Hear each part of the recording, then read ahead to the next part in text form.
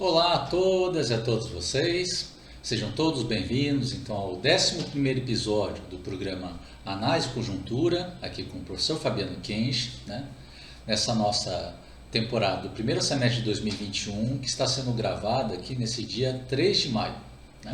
Bom, e sempre lembrando que caso vocês gostem desse vídeo, lembre-se de curtir e compartilhar ele, para ajudar tanto na divulgação desse vídeo quanto na divulgação do canal.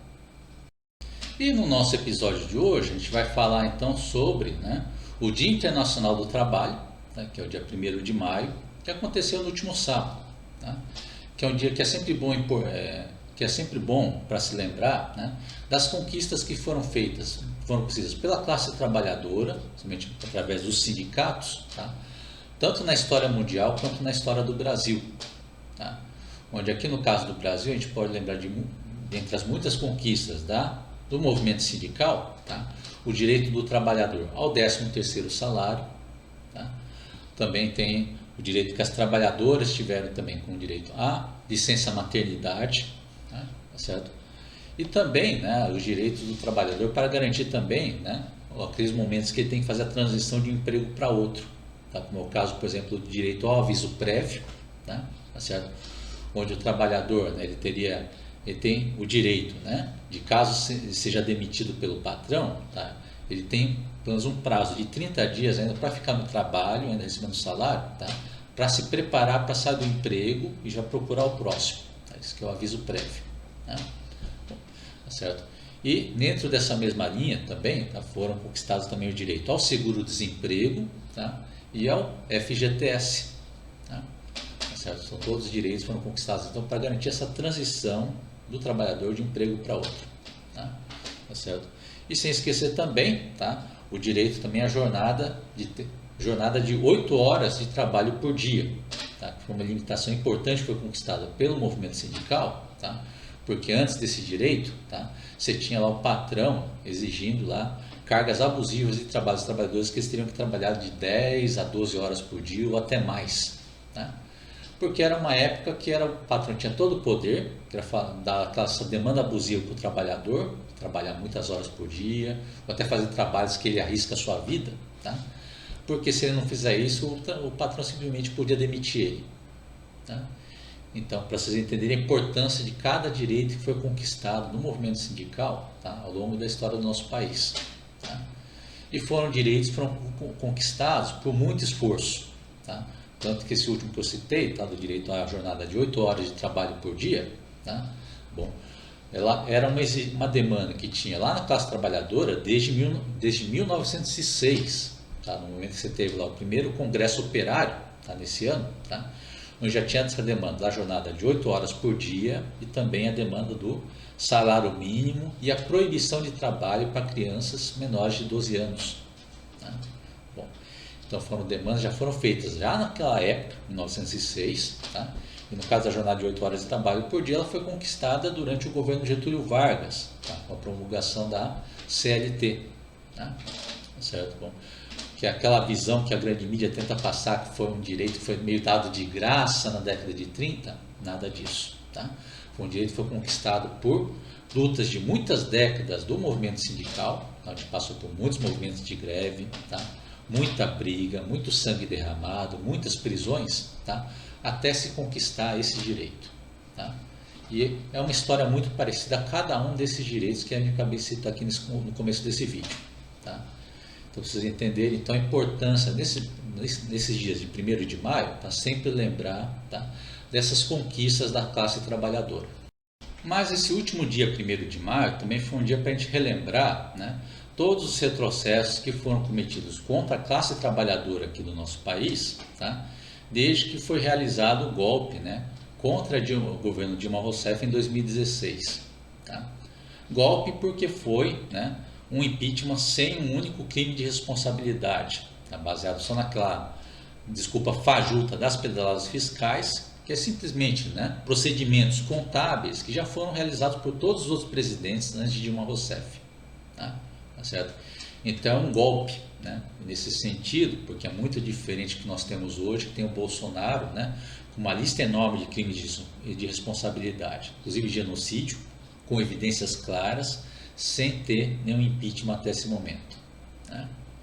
E no caso do golpe contra Dilma Rousseff, né, tá certo? Foi um golpe que foi bancado principalmente, né, pela elite econômica do nosso país, né, que são aqueles ricaços do topo da pirâmide, que devia se chamar mais da elite canária aqui do nosso país, né, tá certo? Que encampou esse golpe contra Dilma Rousseff em 2016 para que eles pudessem impor a agenda deles, né, que é a minoria absoluta do povo brasileiro, sobre toda a classe trabalhadora do país, que representa a grande maioria do povo brasileiro, né? Tá certo?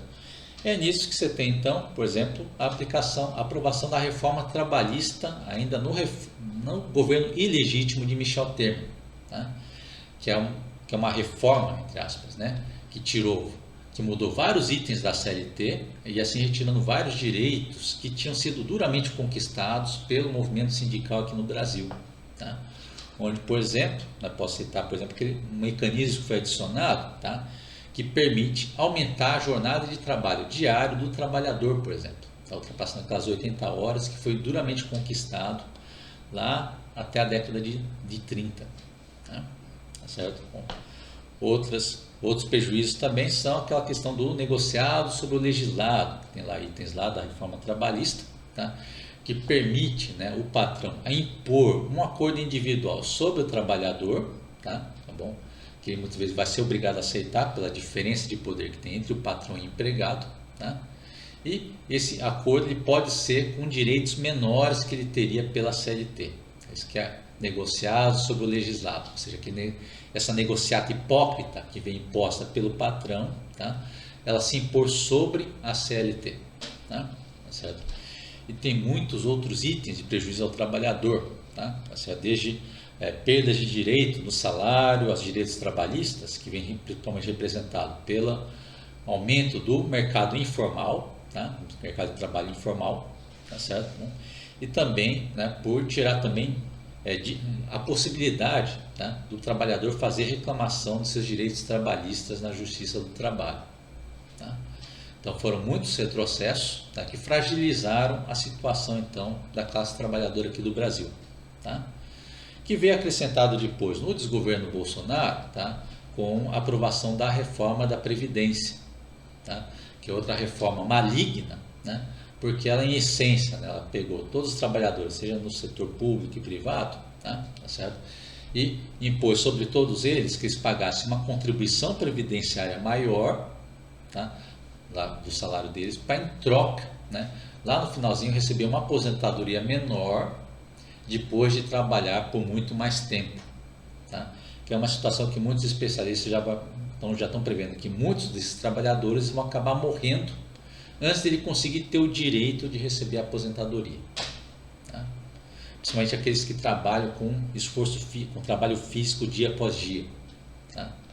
Tá certo? Para você ver a maldade que está por trás da reforma da Previdência, tá? Que também tirou vários itens também que tem ali de benefícios ao trabalhador, tá? Também benefícios às classes mais vulneráveis, desde o idoso, tá, o deficiente físico e assim por diante, tá? E tudo isso levou então, né, a prejuízos, né, que ficaram muito visíveis, né, na renda dos trabalhadores também nas suas condições de trabalho, tá? Isso que eu vou apresentar aqui agora mais, que são os resultados, as consequências desses retrocessos sobre a classe trabalhadora, tá certo? Que vem nesse estudo do DIEESE, tá, que eles publicaram dia 29 de abril, tá, mas pensando nessa data do 1º de maio, tá certo? Tá bom? Mostrando os retrocessos que teve sobre a classe trabalhadora, tá? E a título de comparação, o estudo de DIEESE, eu também vou aqui apresentar mais os dados até antes da pandemia, tá? Para depois não vir nenhum bolsominion, né, querendo espalhar desinformação falando que tudo isso está acontecendo só por causa da pandemia. Mentira, tá? Bom, tudo isso que está acontecendo, os prejuízos econômicos já estavam acontecendo no Brasil, já estavam acontecendo antes da pandemia, tá? Por causa desses retrocessos e também por causa da incompetência da dupla Bolsonaro e Paulo Guedes, tá? E dentro dessas, por exemplo, você tem, por exemplo, que antes da pandemia, tá, você já estava tendo, por exemplo, a deficiência na condição de trabalho do trabalhador brasileiro, tá? Onde você tem, por exemplo, que antes da pandemia o nível de desemprego estava praticamente ainda mantendo um patamar mais ou menos estável, mas estava se mantendo junto com uma explosão, né, do número de trabalhadores informais. Tá? Então, o que estava acontecendo nessa época antes da pandemia? Estava tendo então que muitos trabalhadores estavam perdendo o trabalho formal para no lugar entrar o trabalho informal, tá? Que tem menos direito trabalhista e recebe um salário menor. Tá? Isso que levou então a uma queda no rendimento do trabalhador, tá? Na renda do trabalhador. Tá? Tá certo? Isso e são perdas, então, na condição de trabalho e na renda, que é perceptível também, tá, dentro do estudo da DIEESE, quando ela estuda, por exemplo, o caso do trabalho intermitente, tá, que é o regime de contrato que foi incluído na reforma trabalhista, tá, que é um contrato, entre aspas, né, que cria um vínculo, de novo, entre aspas, né, que é o contrato lá que o trabalhador fica à disposição do patrão, tá, tá certo? Mas só recebe, né, só recebe dinheiro, recebe salário, no momento que o patrão chama ele para um trabalho específico, naquele período específico. Todo o resto ele só fica de plantão sem receber salário. É isso que chama de trabalho intermitente. Tá? Em outras palavras, é um regime de contrato em que o patrão, então, né, principalmente das grandes indústrias, das grandes empresas, tá, elas ganham o direito, nessa reforma trabalhista, de ficar brincando, né, com as condições do trabalhador. Tá? Tanto que você pega esse estudo da DIEESE, que ela pega os dados do RAIS, né? Tá certo? Bom, lá do Ministério da Economia, né? Tá certo? Que tem lá os dados mostrando que de todos os contratos, né, intermitentes de 2019, tá?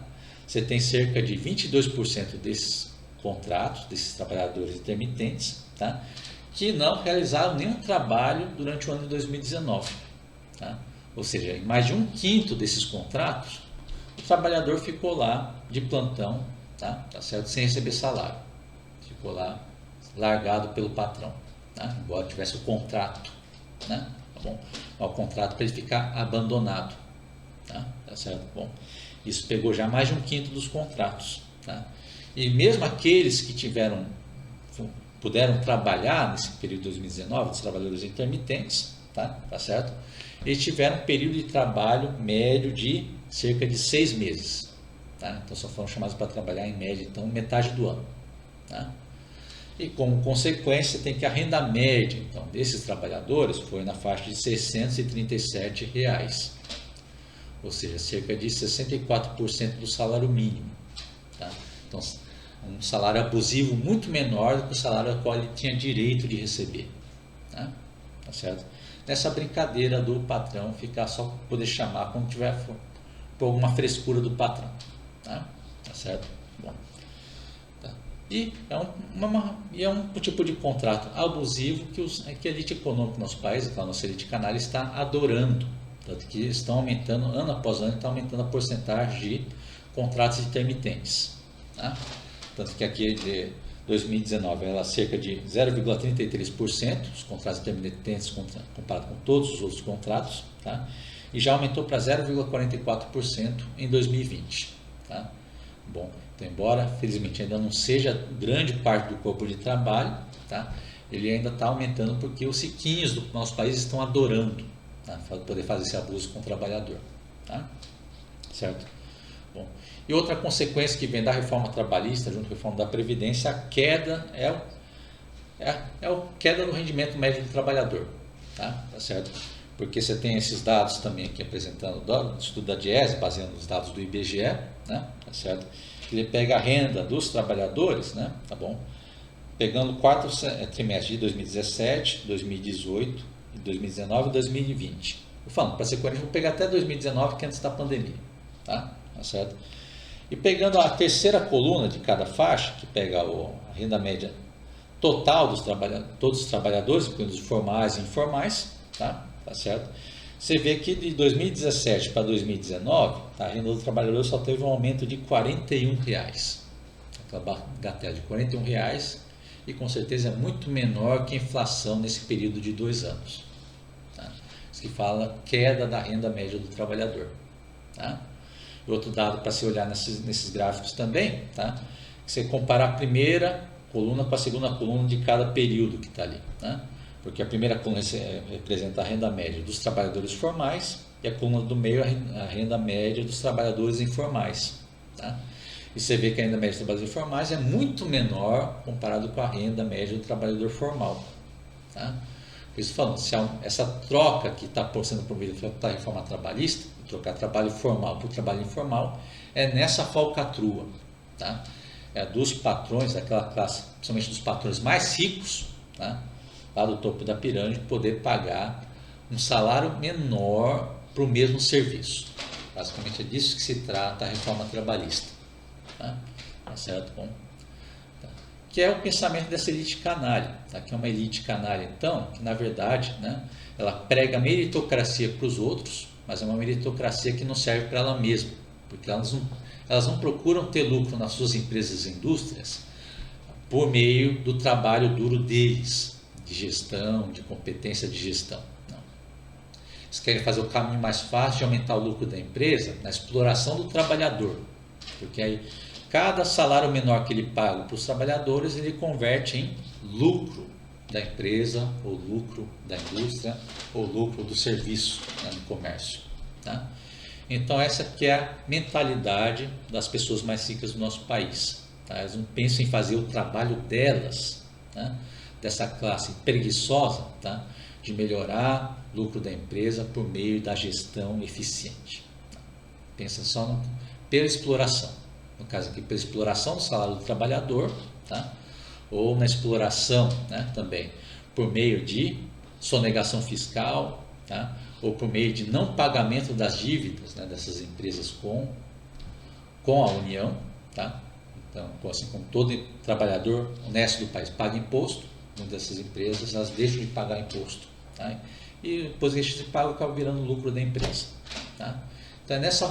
Então é assim que funciona a mentalidade da elite econômica do nosso país. Tá? É uma elite que ficou rica na base da mamata, na base da enganação, na base da exploração. Tá? Isso tem que ficar claro na mentalidade do povo brasileiro. Então é dessa forma, né, que já no início da pandemia, tá, o Brasil já estava fragilizado no cenário econômico. Tá? Nós já tinha um quadro de desemprego alto, né, embora pouco estável no começo, mas estava ainda alto, na faixa de 11%. Tá certo? E, né, tá certo? Já teve essa mudança da reforma trabalhista que aumentou bastante, né, a parcela dos trabalhadores que estão no mercado, no trabalho informal, tá? Que é então um campo que não tem direitos trabalhistas, tá? E tem menor proteção, tá, para mudanças no cenário nacional, tá? Que acabou acontecendo no caso da pandemia, né? Então vem a pandemia e grande parte dos trabalhadores informais acabam ficando desassistidos, né? Bom, que aumentou o quadro de desemprego, tá? Junto também com o desemprego até mesmo no mercado formal, tá? No trabalho formal, porque como o dupla Bolsonaro e o Paulo Guedes também não fizeram um plano efetivo, né, de proteção ao emprego e ao comércio, tá? Durante a pandemia, tá? Então também teve esse aumento do desemprego no mercado formal. Tá? E é dessa forma que nós temos agora, então, tá? O país sofrendo então com um nível de desemprego recorde de 14,4%. Tá? Ou seja, você tem cerca de 14,4 milhões de brasileiros e brasileiras desempregados. Tá? Bom, tá certo? Bom, e é para mostrar, né, que vem da incompetência do próprio Paulo Guedes, tá? Que é o perfeito retrato, né, dos ricaços brasileiros lá no topo da pirâmide social aqui do Brasil. Né? Tá certo? Porque você tem naquela fatídica reunião, né, que ele, né, de burro, sem saber que a reunião estava sendo gravada, ficou lá xingando a China e a vacina chinesa, né, de uma base de mentiras. Tá? Ele também resolveu implicar com o filho do porteiro, né, com aquele discurso preconceituoso, né, para querer reclamar lá dos programas de incentivo, né, tá certo? A entrada do povo mais vulnerável nas universidades. Tá? Aí chia desses programas porque ele estaria permitindo também a entrada do filho do porteiro na universidade. Tá? Tá certo? De novo ele faz lá um discurso mentiroso, tá? Mas a essência que ele está expondo lá, aquele pensamento preconceituoso dele, né? Tá certo? Está só na cabeça dele e dos ricaços no topo da pirâmide, tá? De imaginar que, né, filho de porteiro não tem direito a estudar. Bom, tá certo? Bom, algo que veio na mesma linha de outras declarações que ele fez, por exemplo, falando que o dólar alto é bom porque a empregada doméstica não poderia estar indo para a Disney. Né? Bom, de novo, uma outra mentira, porque você não tinha, desde antes, você não tinha uma movimentação em massa de empregadas domésticas para a Disney, né? Mas foi para ele fazer um ataque, né? Porque ele não estava gostando que as empregadas domésticas tinham ganhado direitos trabalhistas a mais durante o governo Lula e do governo Dilma, né? Certo? Bom, e essa elite, né, canalha e corrupta, que é um dos pilares, então, que ainda sustenta o desgoverno Bolsonaro, né, nesse momento que ele está acuado lá com a CPI da Covid, né, tá certo? E outro pilar que ainda sustenta esse desgoverno Bolsonaro também é daquela horda dos fanáticos bolsonaristas, né? Faz lá o discurso do ódio, tá? Também adota lá o mesmo discurso do Bolsonaro do negacionismo, tá? E fica toda hora atacando a máscara, né? O uso de máscara, tá? E qualquer outra medida para a contenção do coronavírus, tá? Então é dessa forma que você teve também no 1º de maio, tá? A mobilização desses bolsonaristas, né? Dos bolsomínios, tá? Junto lá com o gabinete de ódio, que fez convocação lá das manifestações do lado dos bolsomínios no dia 1º de maio. Tá? Na mesma estratégia que já fizeram antes, que já se apropriaram da bandeira brasileira, né, para defender a causa fascista deles, tá? Já se apropriaram da camisa da seleção brasileira para defender a causa fascista deles, tá? E agora estão tentando se apropriar também da data de 1º de maio, Dia do Trabalhador, para falar que é como se fosse um símbolo da causa fascista deles, de defender ditadura militar, de defender o negacionismo, né, de contra as medidas contra o coronavírus, tá, para ficar nessa tática de ficar a favor do vírus e contra o povo brasileiro. Tá? Bom, tá certo? Enquanto do lado dos sindicatos e dos movimentos sociais, tá, tomam uma atitude mais responsável, né, de fazer autos virtuais, carreatas, né, ou manifestações por faixas, ou, né, campanhas humanitárias, né, tá certo? Embora seja mais responsável, embora ainda esteja um pouco tímido, né, tá certo? Bom, do lado dos bolsonaristas vai aquela campanha de aglomeração, né, tá bom? Que embora tenha sido no número menor que já foi outras manifestações da extrema-direita no passado, tá? Bom, não conseguiu esse sucesso grande na maioria das capitais, tá? Eles ainda conseguiram fazer algumas aglomerações em alguns grandes centros, como São Paulo e Rio de Janeiro. Tá? De novo, naquela irresponsabilidade, aglomeração sem respeitar distanciamento social, tá? Muitos lá dentro sem usar máscara, tá? Tá certo? Bom, tá? E fazendo aquela propaganda do negacionismo. Tá? Tá certo? E disso que você tem, por exemplo, na Avenida Paulista, que teve no 1º de maio, esse discurso, por exemplo, sem noção.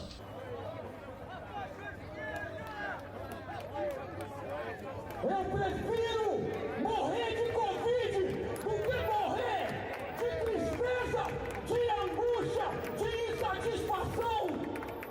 Crente de verdade não tem medo de morrer, porque sabe que lá no céu tem Jesus que cura e que salva. Então você já vê que é um discurso sem noção, tá? Que você tem uma pessoa pregando lá para os seus fiéis, né, para morrerem, né? Tá bom, tá certo? Para morrer em nome da causa bolsonarista, né? É um pedido que se faz aos fiéis que vai contra qualquer princípio da religião que ele diz estar representando, né? Bom, tá certo? E além disso também é um discurso caracterizado pelo egoísmo, tá? Porque, né, ele fica falando lá que prefere morrer de Covid do que morrer de tristeza, né? Falando do lado dele, da pessoa, né? Bom, tá certo? Mas um aspecto que a gente está considerando da doença, que é o coronavírus, é uma doença que tem, embora tenha uma taxa de mortalidade baixa, ela tem uma taxa de transmissão elevadíssima, tá? Que é isso que está fazendo o coronavírus matar tanta gente no mundo e aqui no Brasil, tá? E para uma doença com essa característica, como eu já falei muito, pedi várias vezes em vídeos anteriores, tá? Você ser contaminado com coronavírus, você tem o risco de morrer, sim, tem que tomar cuidado, tá? Mas acaba tendo um risco maior de você passar a doença para outra pessoa morrer.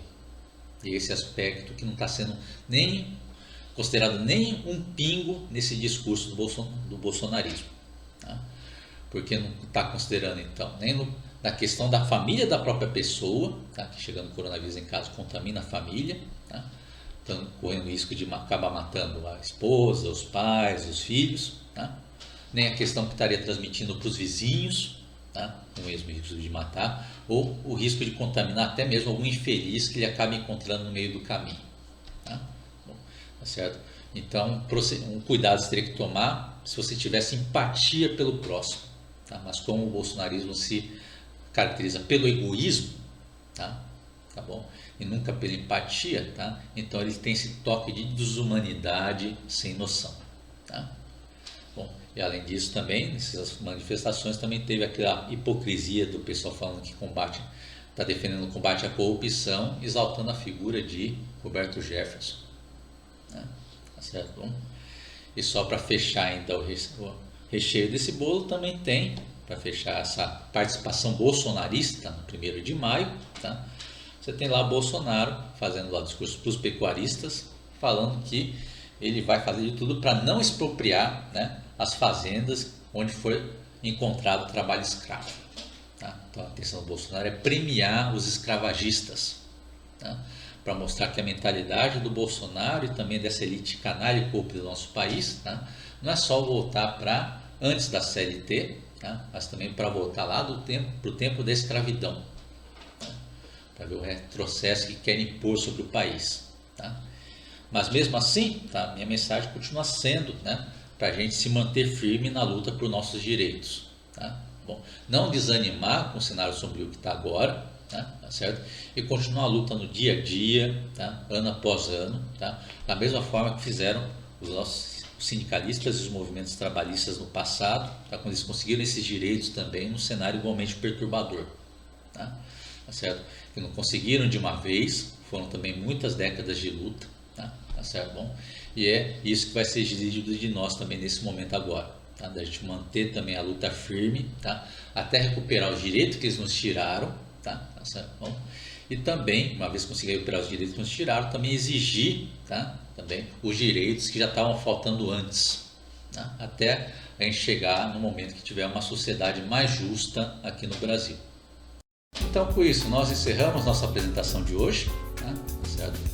De novo, com a mensagem final que, caso seja de interesse de vocês, tá? Fazer a inscrição nesse canal, tá? Vocês cliquem no botão redondo, tá? Que vai aparecer aí na lateral, no finalzinho do vídeo, tá? Aí você faz a inscrição para o canal, tá? E vocês têm acesso mais rápido às últimas informações aqui do nosso espaço. Então, agradeço a atenção de todos vocês, nos veremos de novo na semana que vem.